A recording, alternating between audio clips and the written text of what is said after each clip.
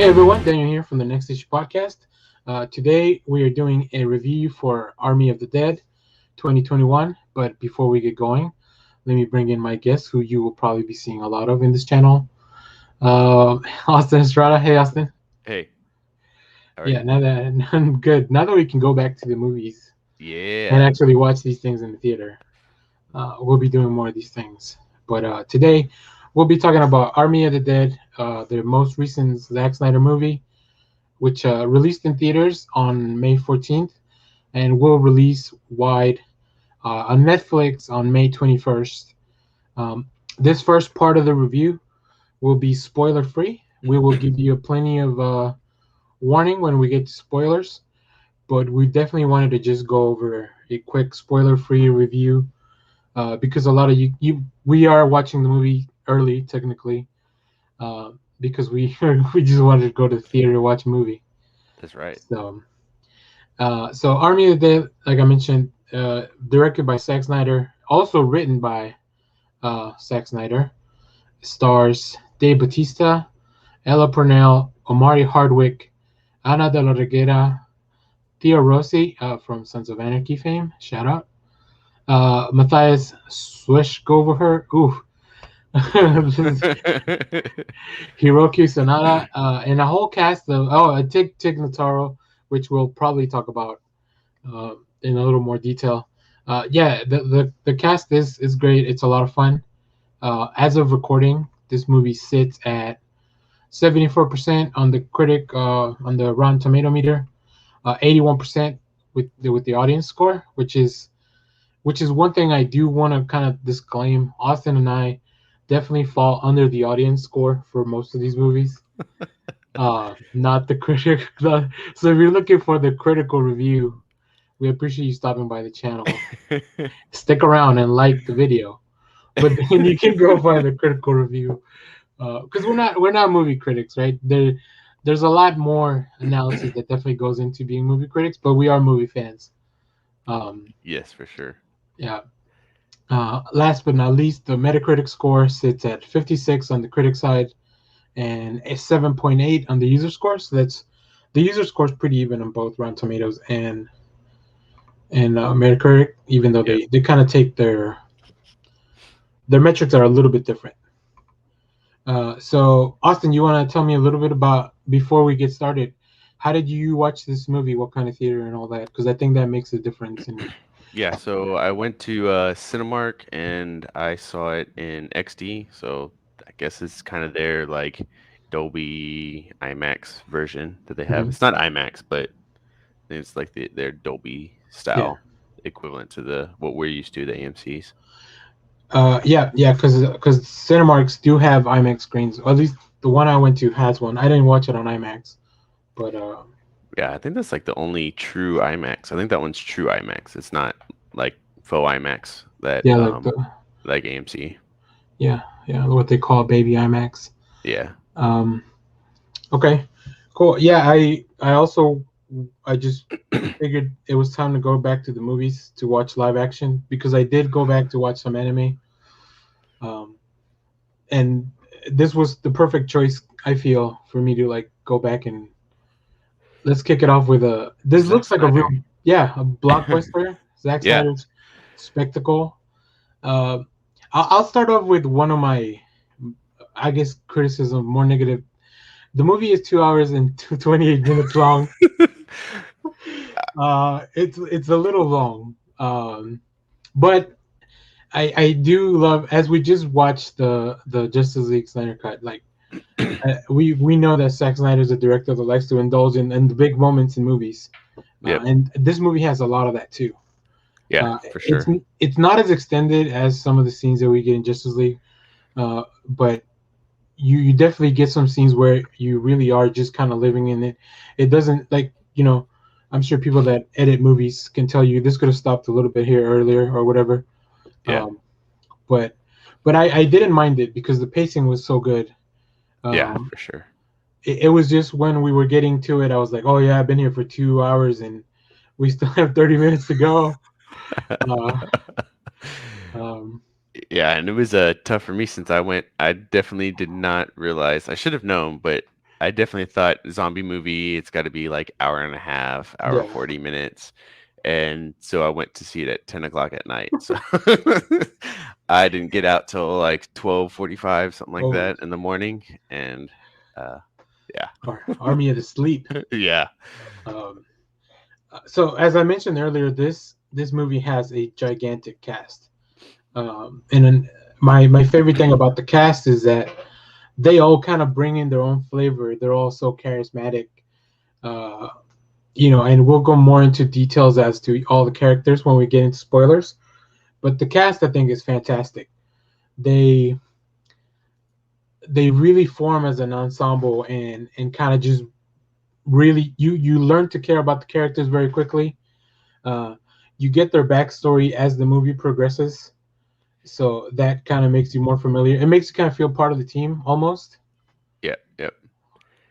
I definitely liked. I thought it was a little different or it felt different than a normal Zack Snyder movie for how he put Mm-hmm. the people together. We didn't have like it it felt quick. I felt like Yeah, they definitely did set up everything, and then like there was a ton of setup in the opening credits, which was kind of cool. I liked that he kind of did yeah. a tiny little snippet of each person right up front.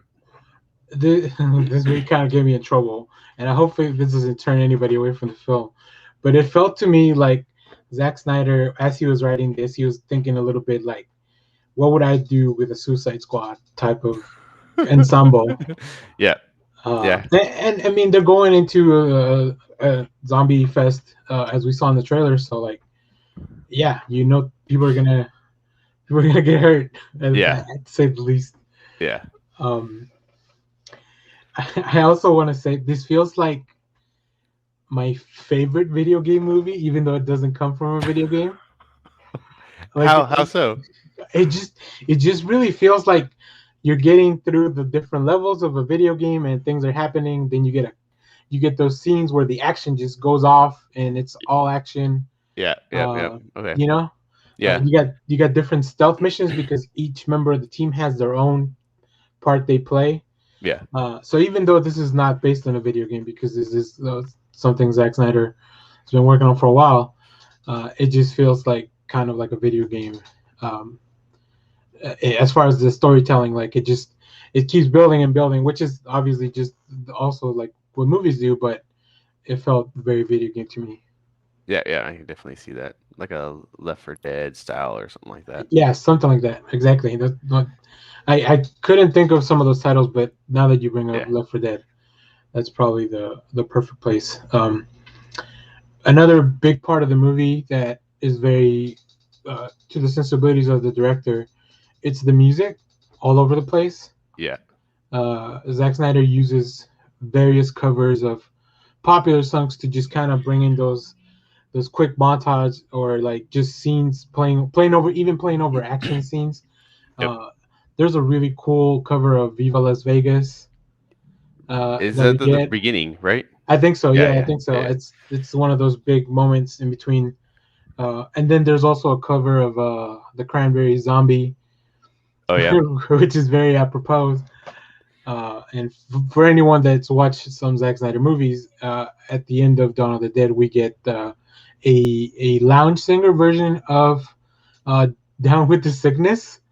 So like it's very different covers. Um, so the music is always fun. I This is probably a soundtrack I'll probably end up buying, yeah. It uh, was really good. especially if they come up with some kind of vinyl or special edition, something like that. Sign Um, me up. well, I mean, we're already getting some Justice League vinyls soon, Yeah, so all right. One more thing I want to mention, and Chris D'Elia was originally part of this cast, but he was replaced by Tig Notaro. And to me, just as an audience member, the replacement of the character felt pretty seamless overall in the movie. okay. Yeah, I I didn't know think that. there are some places. Yeah, so Tig Notaro recorded the whole movie, all the scenes that she played. She was pretty much by herself without any of the cast. There might have been like a few scenes where she interacts, where she actually touches somebody, where they'll use like a body double or something. But overall, it was just like all in front of green screen and stuff.